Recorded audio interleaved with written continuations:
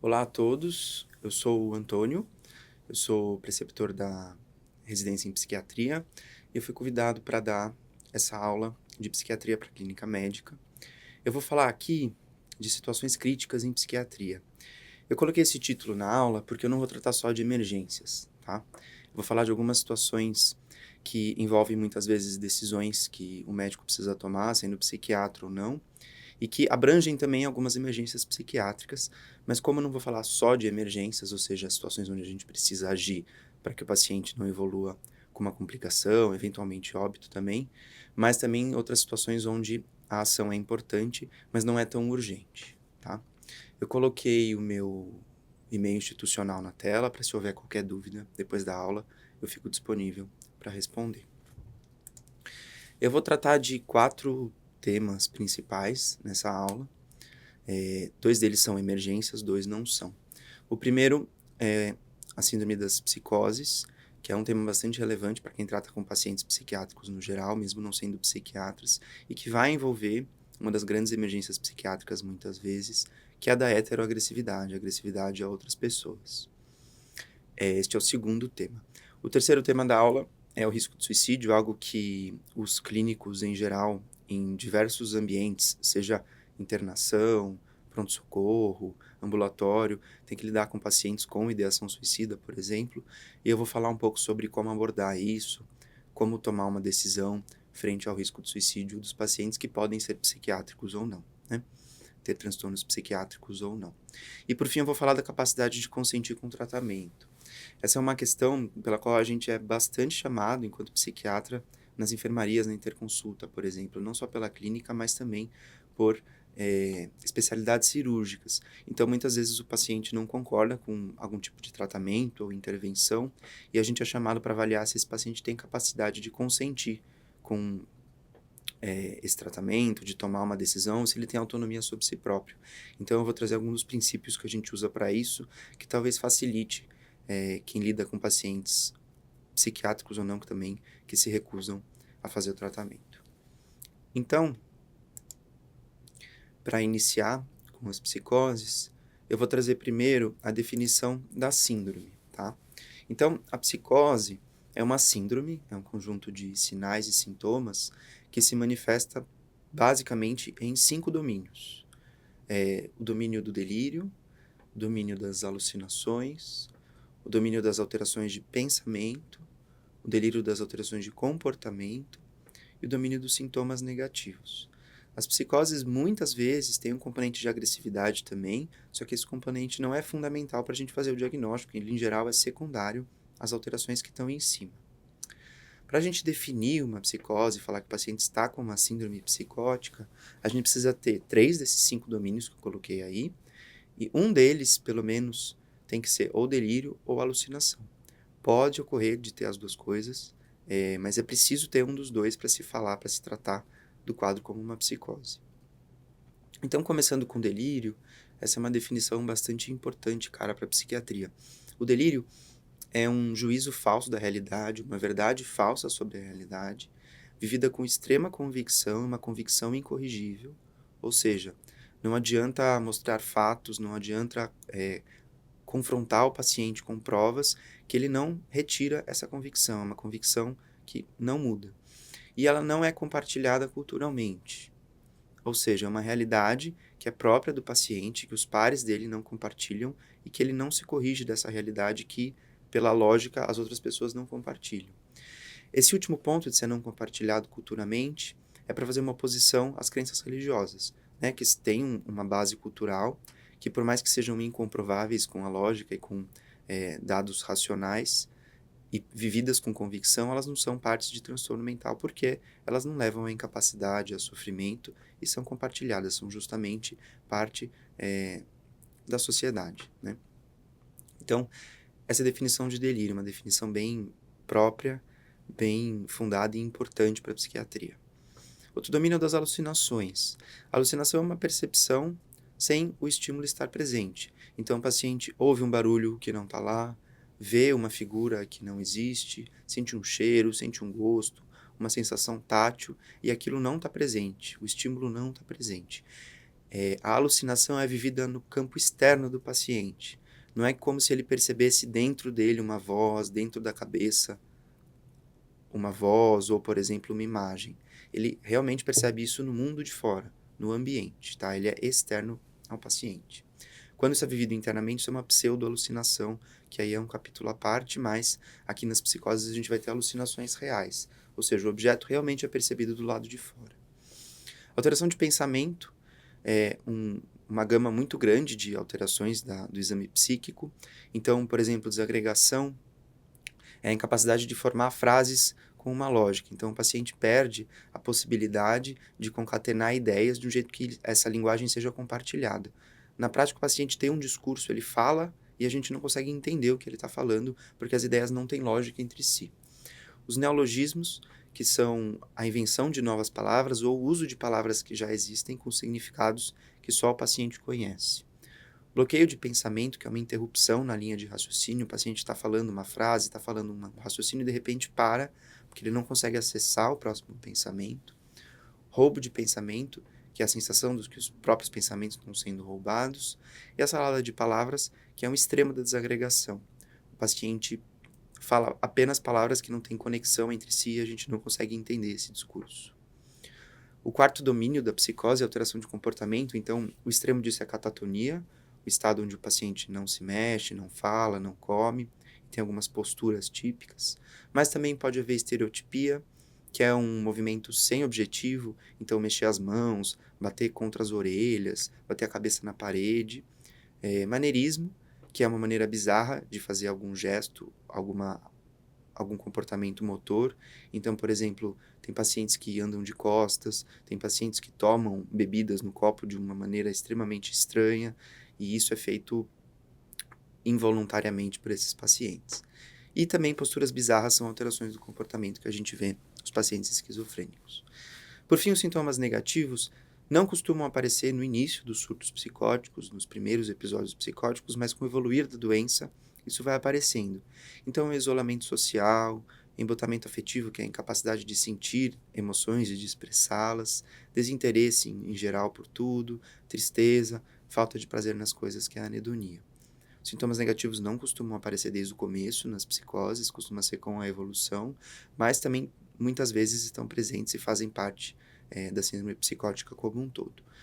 De novo, a agressividade pode aparecer, em geral vivida como uma consequência do delírio, do isolamento social, das alucinações. Então, é um paciente que socialmente muitas vezes pode partir para agressão, a depender de qual ideia delirante que ele tem. Então, tudo isso presente, ou na verdade pelo menos 3 desses presentes com delírio ou alucinação obrigatoriamente, vai fazer com que a gente esteja diagnostique uma síndrome psicótica. As síndromes psicóticas, então, cada um desses domínios vai estar relacionada com alguma parte do córtex cerebral, do encéfalo em geral. Então, cada um desses conjuntos de sintomas tem alguma área de correspondência. Então, sintomas positivos com área mesolímbica, por exemplo, sintomas negativos com córtex pré-frontal e mesocortical, tem sintomas cognitivos, sintomas agressivos e sintomas afetivos, cada um com uma região bem estudada, onde há alterações de neuroimagem. E toda vez que a gente está diante de uma síndrome psicótica, a gente vai ter o desafio, né, de fazer o diagnóstico de qual psicose é essa. A psicose mais estudada, uma das mais prevalentes, é a esquizofrenia, né? Mas existem outras que eu vou falar aqui. A esquizofrenia, ela, por definição, tem duração maior que 6 meses. Em geral, é um transtorno que ocorre ao longo da vida do paciente. E, na verdade, ela é um transtorno do neurodesenvolvimento. Então, desde a infância, a gente vai ver alguns sinais, até que no primeiro episódio psicótico, de fato, haja o desencadeamento da síndrome psicótica como um todo, né? Então, em geral, são pessoas que tiveram atraso do desenvolvimento neuropsicomotor na infância, dificuldade de alfabetização, com interesses mais restritos, as crianças e adolescentes se interessam só por alguns assuntos. Isso lembra um pouco o autismo também pelo pouco interesse social. E aí, entre os 15 e 25 anos de idade, vem o primeiro surto, o primeiro episódio psicótico, onde de fato ocorre o delírio, a alucinação, a alteração de pensamento, de comportamento e, eventualmente, sintomas negativos também. Antes desse primeiro surto, tem só esses fatores de desenvolvimento que estão presentes, que muitas vezes não chamam a atenção dos pais ou dos familiares, mas que perguntando objetivamente, diante do primeiro surto, os pais se recordam dessas características. E a ideia da esquizofrenia, então, é que ao longo da vida, o paciente vai tendo surtos psicóticos, episódios psicóticos, se ele não trata, e a cada episódio, a cada surto, ele retorna a um estado basal um pouco inferior. Ele tem uma piora cognitiva, então de atenção, memória, funções executivas, planejamento e também de inteligência. Para a gente diagnosticar a esquizofrenia, esse quadro psicótico não deve ter ocorrido na vigência de uma intoxicação ou de um abuso de substâncias, tá? Esse é um ponto importante. Qual é a relação entre esquizofrenia e uso de maconha? A maconha pode desencadear a esquizofrenia, mas depois da maconha ausente, para a gente dizer que é uma esquizofrenia, o paciente tem que se manter com sintomas psicóticos, tá? Eu vou falar um pouco disso mais para frente, mas assim, a esquizofrenia desencadeada por maconha é aquela que, mesmo independente de fumar maconha, por mais de 6 meses, mesmo depois da abstinência, o paciente mantém um quadro psicótico e novos surtos no futuro, né? Então, isso vai diferenciar da psicose induzida por maconha, que depois que o uso de maconha cessou, o paciente tende a voltar para o basal e não ter mais sintomas psicóticos. Então, tem esse gráfico muito clássico, que é da evolução da esquizofrenia. A gente vê durante a gravidez, a gestação e a infância, o paciente psicótico, o esquizofrênico, tem contato com fatores de risco, muitas vezes genéticos, mas também do campo gestacional, né? Está exposto a esses fatores de risco. Durante a infância e adolescência, ele já mostra um declínio funcional, então que a gente vê que por mais que eles tenham se desenvolvendo, isso tem alguns déficits, como eu falei, desenvolvimento neuropsicomotor, alfabetização, interesses sociais, e vem então o primeiro episódio psicótico. Então, esse pico onde ele tem muitos sintomas, onde vem agora sim o delírio, a alucinação, as alterações de pensamento, comportamento, eventualmente sintomas negativos, e esse episódio tende, em geral, mesmo sem tratamento, a remitir alguns dos sintomas, outros ficam, e ao longo da vida adulta, ele vai tendo, na história natural, vários episódios psicóticos. E o que é importante, na volta desses episódios, ele vai voltando para uma linha de base com disfunções cognitivas e de inteligência. Então, a cada episódio, o padrão cognitivo dele vai descendo. E é por isso que é importante tratar as psicoses, para que a gente faça com que o paciente tenha o mínimo possível de episódios e tenha um restituto maior para a função cognitiva inicial. Então, essa é a cara, em geral, da esquizofrenia, que é das psicoses mais estudadas. Ocorre em 1% da população, de todas as populações ao redor do mundo. E temos outros diferenciais. Então, diante de uma síndrome psicótica, a gente tem outras possibilidades.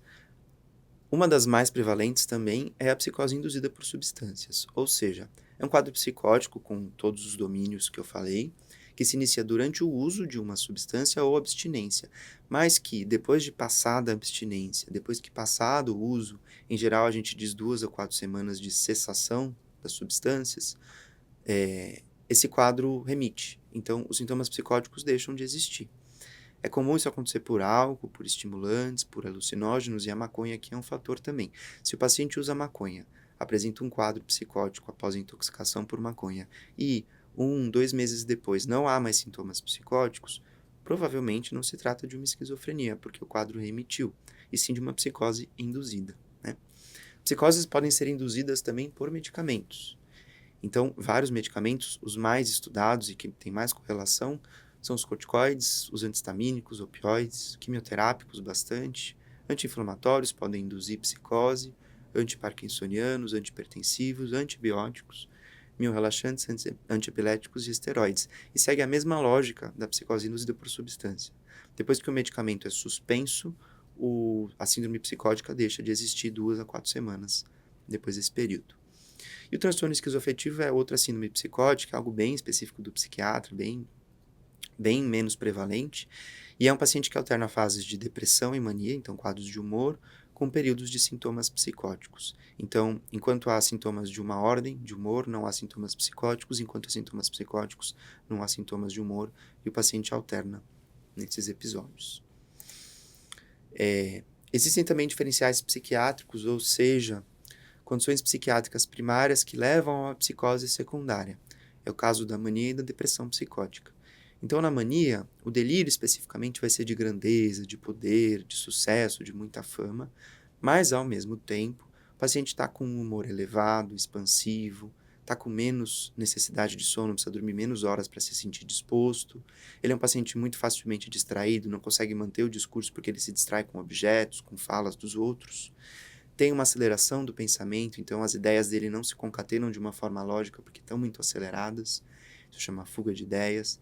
Pressão de fala, é difícil conduzir a entrevista com esse paciente, porque ele que determina a agenda da entrevista, ele fala muito, ele traz os assuntos. E ele vai ter comportamentos de compra e sexo excessivos. E também se engajar em atividades atípicas, como pintar a casa inteira num dia, comprar muitas passagens de avião, por exemplo. Ele direciona algum objetivo e vai fazer várias ações em função disso. E outra psicose secundária a quadro psiquiátrico é a depressão psicótica. Então, é um paciente deprimido que vai ter um delírio de que morreu, de que está arruinado financeiramente, de que o corpo está podre, que ele não tem mais alma, não tem órgãos, e junto vão estar presentes todos os sintomas depressivos. Então, insônia, baixa energia, tristeza, menor prazer nas coisas que costumavam dar prazer, alteração do apetite, e a depressão psicótica, isso é importante, é mais comum em idosos do que em pacientes abaixo dos 50 a 60 anos. Outras condições podem apresentar sintomas psicóticos, mas aí a gente não vai chamar de psicose clássica, porque muitas vezes não vai ter todos os 5 domínios, não todos eles vão estar presentes, e essas condições explicam melhor, e depois que elas estão tratadas, a psicose remite, né? Então, o delírio pode dar sintomas psicóticos, traumatismo cranioencefálico, infecção do sistema nervoso central, neoplasia também, HIV, sífilis, epilepsia, doença de Creutzfeldt-Jakob, hipernatremia, hipocalcemia, hipertireoidismo e Cushing podem cursar com sintomas psicóticos. De novo, não costuma ser uma psicose plena, com os 3 dos 5 domínios, etc., mas sintomas psicóticos podem estar presentes. E o tratamento das psicoses é com antipsicóticos. A gente prefere os de segunda geração, pelo menor risco de sintomas extrapiramidais, então acatisia, parkinsonismo, distonia aguda, cinesia tardia. Eles têm um risco um pouco maior de síndrome metabólica e ganho de peso, mas isso em geral é controlável com medidas de estilo de vida. E a gente prefere imunoterapia sempre, né? Em pacientes sem crítica ou com má adesão ao tratamento via oral, as formulações IM dos antipsicóticos são uma ótima opção, então, por exemplo, haloperidol, decanoato. E a lógica é, a gente tenta um antipsicótico, se ele não funciona, 3 semanas no mínimo, mas em geral a gente pode esperar umas 6, 8 semanas, a gente troca. De novo, se ele não funciona, a gente vai para a clozapina, que é o antipsicótico com maior tamanho de efeito para remitir sintomas psicóticos positivos. A gente reserva a clozapina para casos refratários, resistentes, na verdade, a outros 2 antipsicóticos, por conta do risco de agranulocitose, que é consideravelmente prevalente, né? E em casos refratários à clozapina, o tratamento é com eletroconvulso, terapia ou associação de antipsicóticos. Eu acho importante falar de psicoses porque pacientes psicóticos são relativamente prevalentes nos centros de saúde e geralmente se tem dúvida de como é a abordagem desses pacientes e quanto a gente consegue justificar a presença de sintomas pela psicose. E também porque pacientes esquizofrênicos e psicóticos em geral se envolvem em emergências psiquiátricas, seja por conta do uso de medicações, seja por desestabilização do quadro.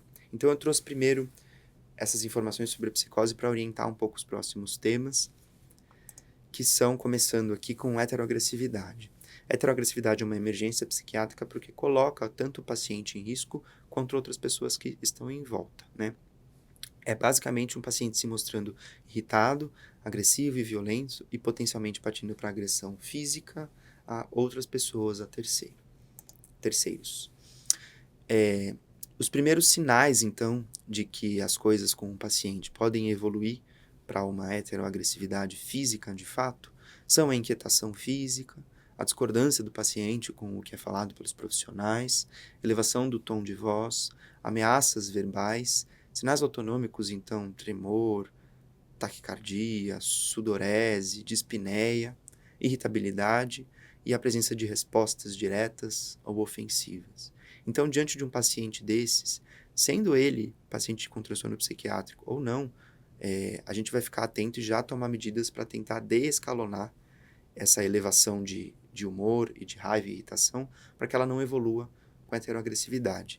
Tem um ponto importante aqui, que é o seguinte: não é só paciente psiquiátrico que evolui com a heteroagressividade. Então, a depender da espera do pronto-socorro, da discordância do paciente com a conduta médica, muitas pessoas, muitas vezes mais impulsivas, partem para a agressividade. Então, não é também que um paciente agressivo que ele é necessariamente um paciente psiquiátrico, mas, para todos os pacientes, essas medidas que eu falo aqui são bastante aplicáveis e ajudam a contornar a situação, tá? Então, a primeira coisa que a gente vai fazer é o manejo verbal.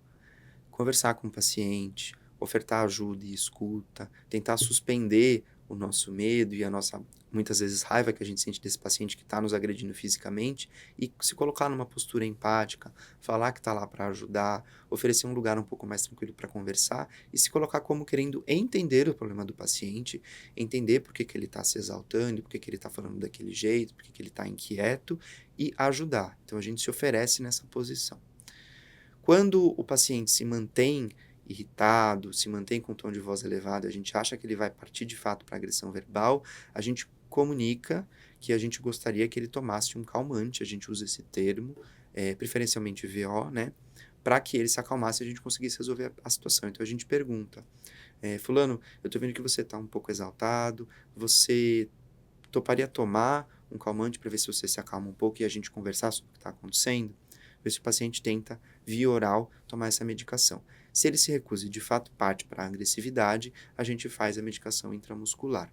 O objetivo das medicações na heteroagressividade, seja via oral, seja intramuscular, é tranquilizar o paciente. Isso é importante, não é sedar, não é dar sono, é só deixar ele mais calmo. E claro que a gente vai atentar para os efeitos colaterais de rebaixamento dessas medicações. A gente escolhe uma medicação para aquele paciente, eu vou falar sobre a escolha em seguida, e usa sempre essa medicação, se necessário, repetidas vezes até a dose máxima diária. A gente não tende a trocar a medicação, então começar com uma classe e partir para outra, porque isso aumenta muito o risco de efeitos colaterais. Então, como que a gente faz essa escolha? Se o paciente teve um uso recente de substâncias estimulantes, é por isso que ele está irritado e agressivo, ou se ele está em abstinência alcoólica, a gente vai preferir os benzodiazepínicos, que são substâncias mais depressoras. Então, se ele aceitar via oral, o diazepam é uma boa opção. Então, começar com 10 miligramas e até 60 miligramas na dose máxima diária. E se ele não aceitar via oral, precisar de uma contenção química intramuscular, a gente vai optar pelo midazolam. Começar com 5, podemos subir até 40 miligramas.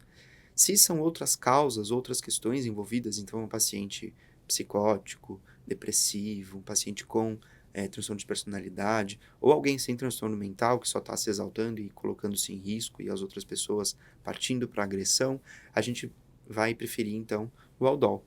Começar com 2,5 a 5 miligramas, via oral ou intramuscular, para promover essa tranquilização. Usar a prometazina 50mg IM em conjunto com o Aldol agiliza a tranquilização, porque é uma medicação sedativa, e diminui o risco de sintomas extrapiramidais. Então, com frequência, a prescrição intramuscular é Aldol com prometazina.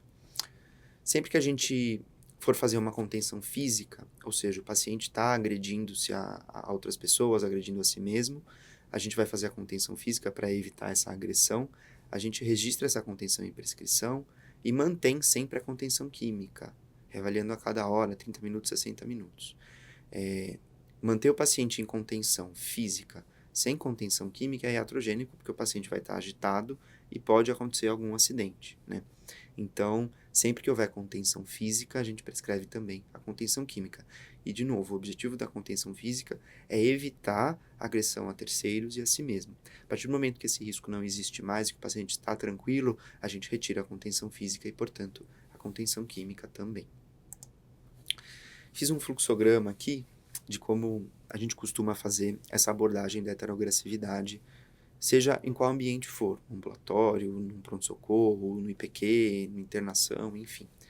Diante dos sinais de uma potencial agitação, a gente promove uma postura de escuta, de ajuda, faz o manejo verbal, tenta conversar, se oferecer, o que está acontecendo, me explica, como que eu consigo te ajudar, oferece um ambiente mais calmo para conversar e tenta descalonar verbalmente esse paciente e resolver a situação que está deixando ele inquieto e irritado, tá? Se o paciente se mantém inquieto e irritado e a gente vê que com essas medidas a gente não vai ter sucesso, a gente oferece a medicação para que ele fique mais calmo e ele se ajude a resolver aquele problema também. Se há uma recusa disso ou o paciente evolui de fato com uma agressividade, se colocando em risco e risco aos outros, a gente vai partir para as contenções física e química. Então, a gente vai conter fisicamente e, diante do histórico de substâncias ou sinais de intoxicação e abstinência, a gente vai fazer um benzodiazepínico para manter a contenção química, né? Então, podemos começar com 5 mg de midazolam, por exemplo, intramuscular, e repetir a cada 10 minutos se o paciente se mantiver agitado até a dose máxima. Se não há sinais de uso de substâncias, de intoxicação, abstinência, principalmente de álcool, a gente vai preferir o Aldol. 5 mg IM com ou sem prometazina, e a mesma questão, a cada 10 minutos repete essa dose se o paciente ainda estiver agitado e impaciente, irritado mesmo, contido. Vamos repetindo até que o paciente se tranquilize, e aí a gente reavalia o paciente enquanto contido a cada 30 a 60 minutos. O ideal é que alguma pessoa se mantenha ao lado do paciente para ver se ele não está se colocando em risco de cair da maca, de se machucar, né? Vamos observar então sinais de trauma, principalmente nas amarras da contenção, sinais de rebaixamento por conta das medicações e se de fato houve a tranquilização. Depois de tranquilo, de uma reavaliação, se o paciente está calmo, está colaborativo, você entende que o risco já está menor, a gente retira a contenção física e a contenção química, tá? É importante sempre a contenção, tanto física quanto química, estarem prescritas no prontuário do paciente, na prescrição de fato, para que isso seja entendido também como um cuidado de saúde e a gente se respalde legalmente dessa medida, já que o paciente agressivo estava se colocando em risco e aos outros também. Então, o centro da heteroagressividade, uma das questões principais é que ela não acontece só com pacientes psiquiátricos, acontece também virtualmente com qualquer pessoa sem doença, sem transtorno mental, e que as medidas são muitas vezes parecidas. Eu vou falar aqui agora de risco de suicídio, e aqui o importante é entender que qualquer clínico pode se deparar com uma pessoa com risco de suicídio e que os pacientes vão manifestar isso muitas vezes direto e indiretamente, falando que estão pensando em se matar, que a vida não vale mais a pena, que eles pensam se vale ou não continuar na Terra, continuar entre as pessoas que eles gostam, que eles estão desesperançosos. Isso numa consulta clínica pode acontecer num ambulatório, numa internação, num PS, né? Então, a gente sempre vai ter que avaliar qual que é o risco real desse paciente se matar e o que a gente faz em termos de conduta para evitar isso, né? Na avaliação, é importante manter o ambiente calmo, o paciente sempre em vigilância, por exemplo, no pronto-socorro, não deixar ele sozinho, no ambulatório, e convocar os familiares é muitas vezes importante, porque um ponto central da avaliação em termos de conduta é ver o suporte social dessa pessoa. Então, uma pessoa que tem uma família continente, que tem condições de olhar, talvez a gente não vá precisar de uma internação diante de um risco alto de suicídio. É impossível determinar uma conduta sem uma hipótese diagnóstica psiquiátrica e sem verificar principalmente o suporte familiar. A hipótese diagnóstica, muitas vezes, a gente não acha tão fundamental quanto o suporte familiar, mas muda muito as coisas. Então, um paciente que comunica ideação suicida e tem um transtorno de personalidade é muito diferente de um paciente que está num quadro depressivo que começou há um mês e junto desse quadro vem uma ideação, um planejamento suicida. Prognosticamente, as coisas são diferentes, isso muda muito de como a gente vai entender o que deve ser feito com esse paciente, né? Mas mais importante do que a hipótese diagnóstica psiquiátrica é verificar o suporte familiar de novo, a continência da família. Um ponto fundamental é que o risco de suicídio nunca é nulo, mesmo em pessoas sem transtorno mental. Todos nós temos o nosso risco de suicídio. Eu tenho o meu, vocês, cada um de vocês tem o risco de suicídio de vocês. A presença de transtorno psiquiátrico sempre vai aumentar o risco de suicídio, a probabilidade disso acontecer. Mas esse risco nunca é zero. As pessoas têm risco baixo, moderado ou grave, né? O papel da avaliação psiquiátrica é determinar justamente se esse risco é baixo, moderado ou grave e quais as condutas cabíveis que mudam o prognóstico desse risco e do transtorno como um todo. Um ponto importante é que falar sobre suicídio com o paciente não aumenta as chances de ocorrer. A gente não deve ter medo de abordar essa questão quando a gente vê um paciente desesperançoso ou que dá sinais de que isso estaria passando pela cabeça dele. Falar sobre isso também não induz o comportamento suicida. E é justamente a possibilidade de o paciente se sentir acolhido, né, escutado. Os pacientes, eles se sentem melhor falando sobre suicídio do que não falando. Eles sentem que o médico está lá prestando atenção neles, na verdade. Isso faz com que o vínculo melhore e que a gente consiga uma abordagem de fato efetiva do que em comparação com não falar sobre aquilo, né? E muitas vezes nos perguntam, para além da avaliação desse risco num ambiente ambulatorial ou de enfermaria, sobre pacientes que, por exemplo, acabaram de tentar o suicídio. O que que eu devo fazer, né? Não necessariamente esse paciente que acabou de tentar o suicídio vai se beneficiar de uma internação psiquiátrica. Então, para abordar isso, para a gente tomar uma decisão, a gente precisa ver o que que ele está pensando dessa tentativa que ele teve e qual que é o risco após essa tentativa. Então, a gente usa muito uma abordagem cronológica que eu coloquei aí, que vai do hoje, como ele está hoje em relação ao que ele fez, para o passado, e depois remete ao futuro para ver de fato qual que é o risco desse paciente. Então, se você está, por exemplo, no pronto-socorro e chega um paciente que acabou de tentar o suicídio, essa é uma abordagem que dá para ser feita para ver qual que é o risco dele ali naquele momento, se a gente pode dar alta para ele. Então a gente começa com a atualidade. O que que ele fez de fato na tentativa atual? Qual foi a ação objetiva? Foi pular da janela? Foi tomar o remédio? Quanto tempo ele estava pensando nisso? Como que ele tomou a decisão? Como que ele fez? Como ele estava se sentindo quando ele fez? E qual que é a elaboração agora disso? Ele se arrependeu de ter tentado? Ele ainda está triste e quer tentar? Ele está insatisfeito que ele não conseguiu e que, portanto, ele deve talvez tentar um método mais eficaz na próxima vez? Isso tudo vai dizer sobre o risco de dar alta para esse paciente, né? Depois de avaliada a situação atual, né, a tentativa atual, a gente vai para um passado recente. Como que ele estava se sentindo nas últimas semanas antes disso? Como que foi o planejamento desse ato suicida? Como ele implementou? Quanto tempo ele gastou para planejar e executar isso?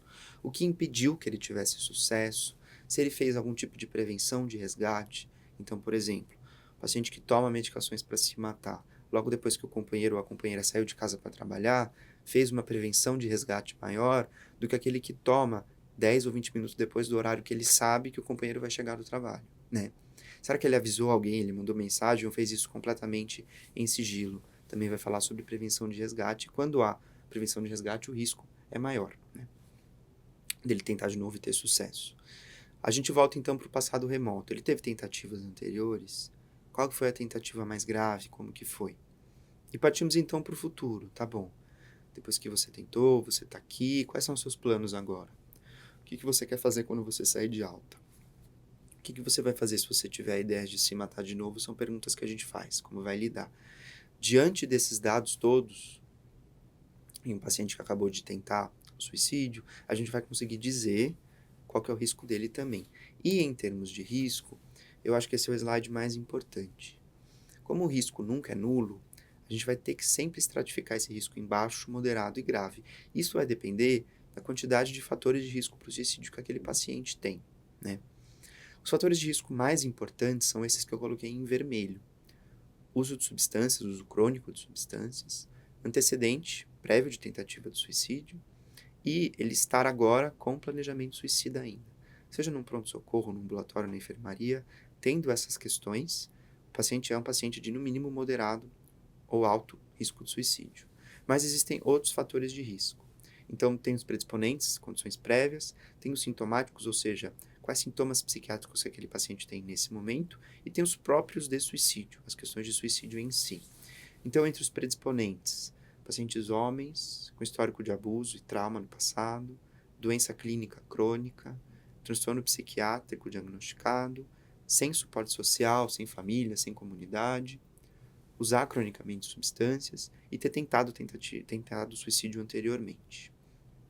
Naquele momento, o que confere risco é se o paciente tem sintomas depressivos, se ele está psicótico, se ele tem desesperança, isso é um grande fator de risco, com uma força de associação bem grande, se ele tem um sentimento de menos valor de si, desvalorização da vida, se as coisas que davam prazer para ele não dão mais, então anedonia, se ele é ansioso, agitado, tem ataques de pânico, se ele é impulsivo, não só com questões de suicídio, mas automutilação, compras, em termos de características de personalidade também, e se ele usou recentemente, nas últimas semanas, substâncias.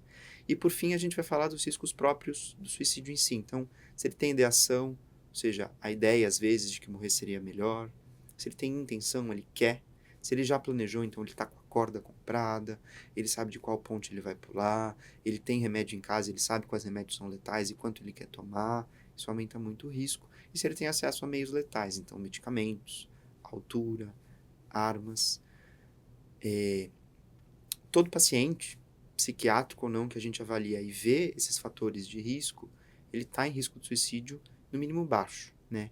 A quantidade desses fatores e a presença dos que estão em vermelho vai elevar esse risco para moderado ou alto. Se ele reúne todas essas condições, ele é um paciente de alto risco, né?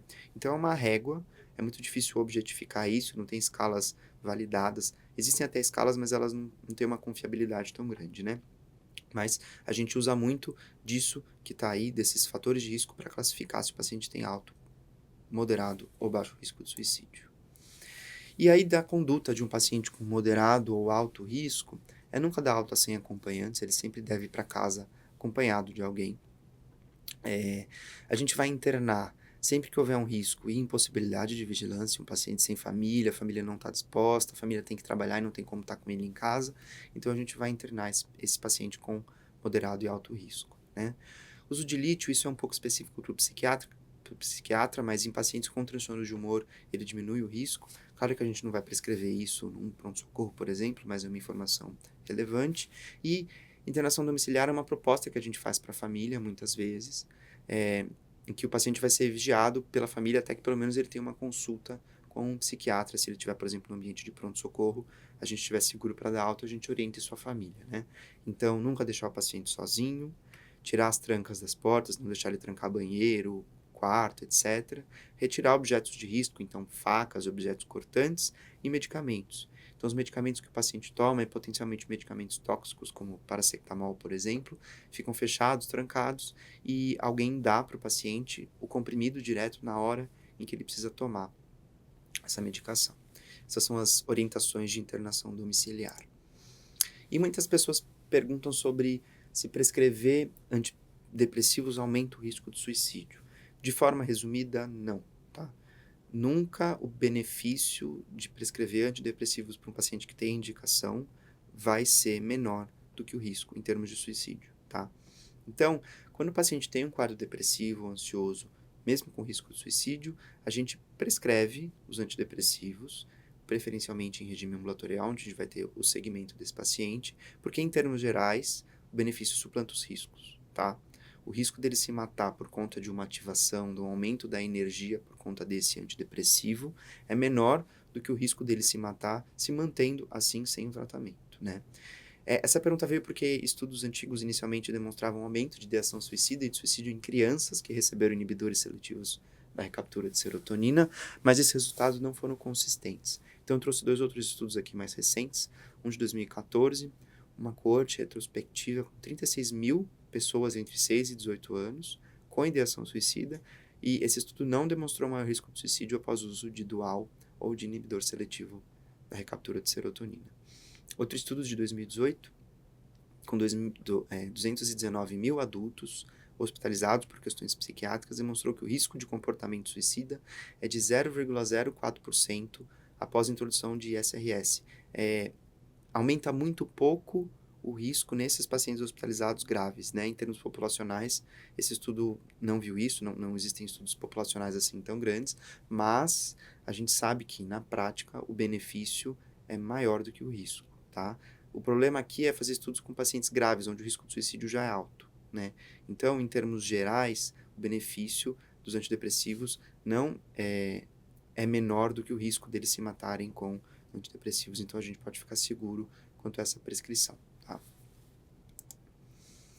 E eu vou falar agora, por fim, da capacidade de consentir ao tratamento, que é uma questão, de novo, pela qual a gente é muito chamado nas interconsultas e que não necessariamente o psiquiatra é o único profissional que tem capacidade de dizer sobre isso, sobre a autonomia do paciente.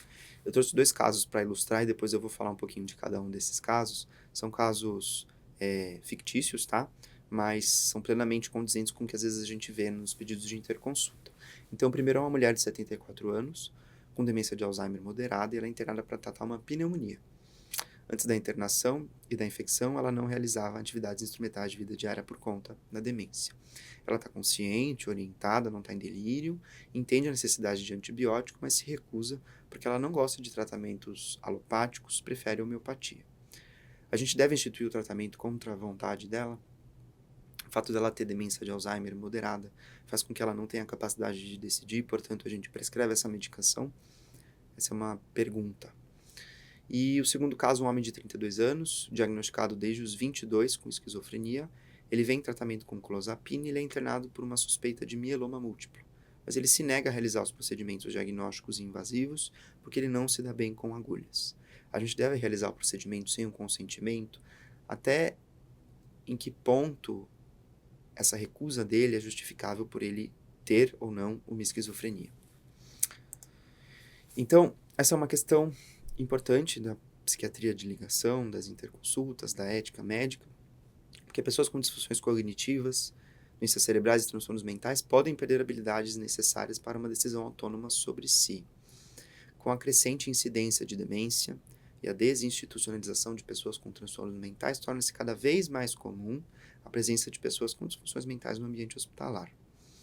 Competência é uma capacidade definida legalmente, mas a gente, enquanto profissional de saúde, consegue determinar capacidade de consentimento, né? Isso a gente consegue avaliar.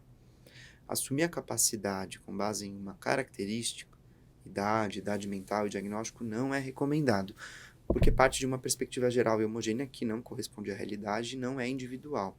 Então, não é porque um paciente é esquizofrênico que ele é incapaz de decidir se ele pode ou não ser internado, ou ser submetido a uma cirurgia ou tomar uma medicação. Isso é individual. Cada paciente com transtorno mental vai ter uma capacidade de consentir, uma autonomia, né? Então, isso tem que ser avaliado individualmente. Não é todo paciente com demência, não é todo paciente com 90 anos que vai ter a mesma capacidade de autonomia, a mesma capacidade decisória. Então, isso é sempre individualmente determinado e não por características gerais ou epidemiológicas, né? E essa capacidade também é decisão específica e tempo específica. Não se trata de algo global ou permanente. A pessoa não é capaz para tudo o tempo inteiro ou incapaz para tudo o tempo inteiro. Então, a cada decisão e a cada tempo, a gente tem que avaliar isso. A situação pode mudar de uma semana para outra. Então, se o paciente se recusa a fazer um tratamento em uma semana, na semana seguinte isso pode ter mudado, né? E decidir sobre um tratamento não é a mesma coisa que decidir sobre outro. Para que haja capacidade, o paciente deve ter acesso a informações suficientes sobre a natureza da doença que ele tem, a intervenção proposta pelos profissionais, os riscos, benefícios e desconfortos dessa intervenção, as alternativas possíveis e os riscos e benefícios de se recusar a fazer aquele tratamento. A gente nunca pode assumir que o paciente tem todas essas informações, e a gente sempre tem que dar todas essas informações para dizer se ele está tomando uma decisão consciente, racional ou não. Então, sempre fornecer essas informações que estão aí nesse primeiro item. Fundamental, claro, adequar a linguagem. Condição socioeconômica muitas vezes faz com que haja uma barreira de linguagem entre nós e o paciente. Então, é sempre importante usar uma linguagem mais simples, se necessário, e repetir as informações para ter certeza que o paciente sabe de tudo sobre aquele procedimento, sobre a condição dele. Em termos práticos, avaliar a situação em si, as capacidades do paciente, independente do diagnóstico. Não é que ele tenha esquizofrenia, que ele vai ser ou não capaz por conta disso. A gente vai ter que avaliar individualmente. E o que a gente usa para avaliar essa capacidade de consentimento, avaliar a autonomia? São esses 4 pontos principais. Primeiro, se o paciente consegue comunicar escolhas. Segundo, se ele consegue entender as informações relevantes para essa escolha. Terceiro, se ele aprecia a situação criticamente e as consequências dessa situação, do tratamento ou do não tratamento. E quarto, se ele consegue manipular racionalmente essas informações para tomar a decisão. Presentes essas 4 habilidades, essas 4 capacidades, a gente vai entender que sim, o paciente é capaz de consentir ou não com o tratamento dele. Comunicar escolhas significa ter a função de linguagem preservada, uma expressão verbal e não verbal também. Então, é a habilidade de manter e comunicar escolhas estáveis ao longo do tempo.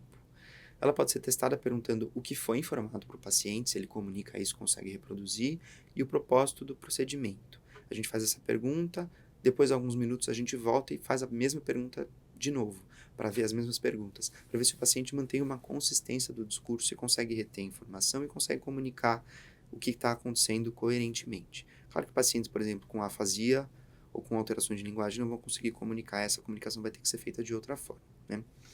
Entender informações relevantes, a segunda habilidade, é compreender o que é dito sobre o tratamento. Ela pode ser testada pedindo para o paciente parafrasear o que foi dito, que será feito no tratamento. Então, pedir para o paciente explicar para a gente como que é o tratamento que a gente está propondo. Se é uma medicação, se é uma intervenção, se é uma cirurgia. Se o paciente conseguir colocar isso nas palavras dele, significa que ele entendeu o que é mais relevante ali. Terceira habilidade importante é apreciar a situação e suas consequências. Isso significa compreender a existência de uma doença, entender as consequências do tratamento, de recusar o tratamento e a probabilidade de cada uma delas. Baseado nos próprios valores, o paciente vai tomar essa decisão. Então, aqui entram questões sobre, por exemplo, alopatia, homeopatia, tomar vacina ou não tomar vacina, questões alimentares, questões religiosas, os valores do paciente embasando o entendimento sobre tudo isso, né? E ela pode ser testada questionando o paciente sobre a doença, se ele entende o que ele tem, o que explicaram, por que o tratamento é necessário, o que vai acontecer se ele tratar ou não tratar, e o que motiva ele a tomar a decisão, se é uma questão religiosa, se é uma recusa por questões próprias, por inseguranças, etc. E por último, a gente vai ver se o paciente tem um uso racional das informações, então se ele usa processos lógicos para comparar riscos e benefícios das opções. Se ele atinge conclusões que são logicamente consistentes com as premissas iniciais ou não, se as conclusões dele são ilógicas e não compartilhadas com a gente. Aqui a gente não está falando sobre valores religiosos, estilos de vida, etc. A gente está falando sobre a racionalidade decisória. O paciente consegue tomar uma decisão baseada em lógica, né, em raciocínio? É disso que a gente está falando. Então a gente avalia essas 4 capacidades, essas 4 habilidades, se o paciente consegue comunicar, consegue entender, consegue fazer um balanço crítico disso com base nos próprios valores e com uma racionalidade que é compartilhada, a gente vai entender que o paciente tem essa decisão, é possível ele tomar essa decisão por si. Então, voltando aos casos, só para ilustrar, aquela primeira mulher que se recusou a fazer o tratamento com antibiótico, ela fala que em 2 avaliações distintas, então você conversou com ela uma vez e depois 2 horas de novo, que ela nunca fez tratamentos não homeopáticos, tratamentos alopáticos na vida. Os familiares reiteram que ela tem essa posição, que ela não gosta de tomar medicações em geral não homeopáticas, diz que sabe que ela pode ter complicações se ela não tomar um antibiótico. Ela sabe que ela pode ter um derrame pleural, que ela pode ter um abscesso e que ela mesmo assim quer que seu corpo cuide sozinho da infecção. Então, mesmo com Alzheimer moderado, ela conseguiu embasar criticamente essa informação, comunicar, usar os próprios valores e demonstrar um raciocínio lógico para colocar essa ideia, essa tomada de decisão dela. Então, independente do Alzheimer, independente da idade, do status clínico dessa paciente, ela está com capacidade de consentir porque a gente avaliou as 4 habilidades e elas estão presentes. Então, essa paciente não recebe antibiótico, por mais que a gente saiba que haja um risco grande de fazer isso, foi a decisão que ela tomou. E no segundo caso, do paciente esquizofrênico que não quer fazer a intervenção diagnóstica para suspeita de mieloma, ele fala numa primeira entrevista que ele ficou traumatizado com injeções no hospital psiquiátrico e que ele não quer receber medicamento nenhum nem fazer exames.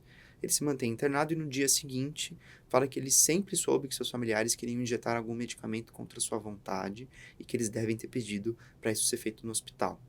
Quando perguntado o que pode acontecer caso não faça o procedimento, o paciente fala que nada vai acontecer, que é mentira a suspeita dele ter mieloma e que essa mentira foi dita para os médicos pelos seus pais e tios que querem que ele morra, né, segundo ele.